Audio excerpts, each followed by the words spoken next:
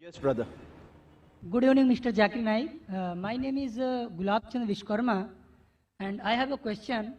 Bakrid is very Kareeb, very near this time, and the Muslim faith believe that on the occasion of Bakrid, they sacrifice the goats, buffaloes, and cows, and all that.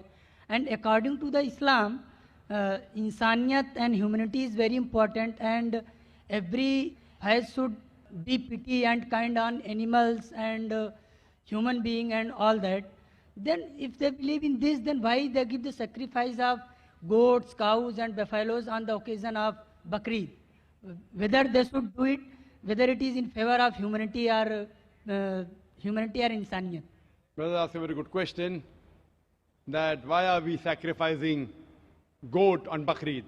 If it's not a Bakrid, can we sacrifice goat? No. Any animals, any No, animals. can we sacrifice goat if there's no Bakrid? They sacrifices, they kills. I'm asking you the question, that means if no Bakrid, if we sacrifice the animal, it is allowed? No. Generally, why do you? Other So our occasion direct also. question, why do you have non-veg? Correct? No, I'm not getting what you are saying. Your main question is, why do you have non-veg? Why do you have meat? Actually, I want to say on the occasion of Bakrid and other occasion as well. Oh, okay. I'll on the answer other both. occasion as well. On the occasion of Bakrid, Allah says in the Quran in Surah Hajj, chapter number 22, that the blood and the meat does not go to Allah, it is your piety which goes to Allah. So unlike other religions, in other religions when they sacrifice the goat and keep it in the altar in the name of deity. And who eats? God Almighty eats. In Islam, when we sacrifice, what do we do? 1/3 compulsory minimum we have to give to the poor people. 1/3 we have to give to the relatives and friends. 1/3 you can keep for yourself. So maximum you can keep is 1/3 for yourself. If you want to give full in charity also you can give. So when we are sacrificing, what are we doing? We are benefiting the humankind. We are giving them food to eat. Now giving food to eat is good or bad, brother? Giving food to the poor people to eat, is it good or bad? Good. In humanity, is it good or bad? Good. So therefore Islam is a religion of humanity. Now you may ask the question, what about killing animals? It's good for humanity, but what about animals? In short, a Muslim can be a very good Muslim even by being a pure vegetarian. It's not compulsory in Islam that you should have non-veg, but since Almighty God has given us permission to have non-veg, why should we not have non-veg? Allah says in the Quran, in Surah Ma'idah, chapter number 5, verse number 1, eat of the four-footed animal which has been made lawful for you. Allah says in Surah Nahl, chapter number 16, verse number 5, that the cattle has been made for you, so that you benefit from them, and of the meat you can eat. The same message repeated in Surah Mu'minun, chapter number 23, verse number 21, that in the cattle is an instructive sign. From the belly you drink milk, and of the meat you eat. So since Almighty God has given us permission, why should we not have it? Now coming to the logical aspect, today science tells us that in non-veg food, in flesh food, it is rich in vitamins, and it is only food which has got complete protein. Our human body, there are total 23 amino acids required by the human body, out of which 8 are not synthesized in the body. It has to be given from the external diet. There is no vegetarian food which gives you all the 8 amino acids. It is the flesh food, the non-veg food, which gives you all the 8 amino acids. Furthermore, if you analyze the set of teeth of the herbivorous animal, cow, goat, sheep, they have got flat set of teeth. They only have vegetables. They can't have flesh. If we analyze the set of teeth of the carnivorous animal, tiger, leopard, lion, they have got pointed set of teeth. They have got a carnivorous set of teeth. They have canine set of teeth. They only have flesh food. They can't have vegetables. If we go in front of the mirror and we see a set of teeth, we have got pointed teeth as well as flat teeth. We have got an omnivorous set of teeth. If Almighty God wanted us to have only vegetables, why did He give us the pointed teeth? For what? To have the flesh food. Furthermore, the digestive system of the herbivorous animal, cow, goat, sheep, can only digest vegetables. They can't digest flesh food.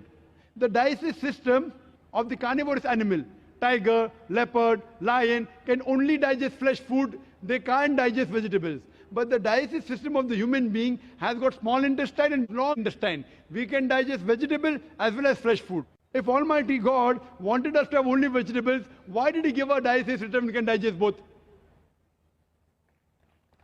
Furthermore, there is a misconception that Hindus should not have non-veg. It's misconception. If you read the Hindu scriptures, it's mentioned in Manusmriti, chapter number 5, verse number 30, that Almighty God created some animals to eat and some to be eaten. If you eat the animals that have been created to be eaten, you're not doing a sin. It's mentioned in Manusmriti, chapter number 5, verse number 31, that Almighty God has created some animal for sacrifice. So if you kill the sacrificial animal, you're not doing a sin. It is mentioned in Manusmriti, chapter number 5, verse number 40, that killing in sacrifice is not a sin. There are various references in the Hindu scriptures and the Vedas that the sages and sons, they had non-veg, they even had beef. If you read Mahabharata Anushasan Parv, chapter number 88, you know the story of the Pandavas. You know Pandavas? 5 brothers. The eldest brother Yudhishthir, he asks Bhishma that what should we give in yagna, in puja, so that our ancestors will be satisfied. So Bhishma replies that if you give herbs and shrubs and vegetables, our ancestors will be satisfied for 1 month. If you give fish, for 2 months. If you give meat, for 3 months. If you give hare, rabbit, for 4 months. If you give goat, for 5 months. If you give bacon, for 6 months. If you give birds, for 7 months. If you give deer, 8 months. And the menu continues. If you give buffalo, for 11 months. If you give cow, our ancestors will be satisfied for 1 full year. And if you want your ancestors to be satisfied inexhaustibly, give red meat of goat or a rhinoceros. Who says that? Bhishma to Yudhishthir. The full menu is there. Vegetables, fish, rabbit, goat, everything is there. Buffalo, cow. So even in Hindu scriptures, eating non-veg is permitted. It is many of the Hindus, because they were being influenced by other philosophies of ahimsa, they started practicing it. And this people who follow ahimsa, that's non-violence, not killing any living creature, if any human being can lead a life without killing living creatures, I'm for it. What they say, killing animal is a big sin because the life, killing life is prohibited. Today science is advanced and we have come to know that even the plants have got life. So by eating vegetables, you're killing life also. But the logic has changed. No, we understand that the plants have got life, but the plants can't feel pain. Therefore, killing a plant is a lesser sin as compared to killing an animal. For sake of argument, I agree. Today, science tells us that the human ear can hear frequencies between 20 cycles per second to 20,000 cycles per second. Anything below and above, we can't hear. Today, science tells us that even the plant cries, but the human ear cannot hear. So there was a farmer in USA who had equipment which converted the cry of the plant to the human ear, and used to know that that required water. Someone will say, okay, fine, I agree that the plant can feel pain, but you know, it has got 2 or 3 senses less. Therefore, killing a plant is a lesser sin as compared to killing an animal which has got 5 senses. For sake of argument, I agree that plants have got 2 senses less as compared to the animal. I am asking you a question. That suppose your brother, God forbid, if he is born deaf and dumb, and when he grows up, someone comes and kills him. So will you go and tell the judge, me Lord, give the murderer less punishment because my brother, he was deaf and dumb?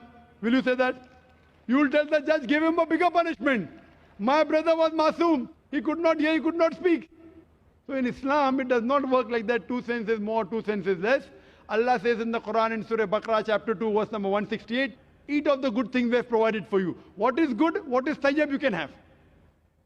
And furthermore, I personally have got no problem. If the non-Muslim don't want to have non-veg, I have got no problem. Personally. Only when they tell me it's a sin, or you tell me it's against humanity, I give the reply. Personally, if the non-Muslims continue having vegetarians, good for me. If all the non-Muslims start having non-veg, then the price of mutton and beef will go high. Personally, I've got no problem.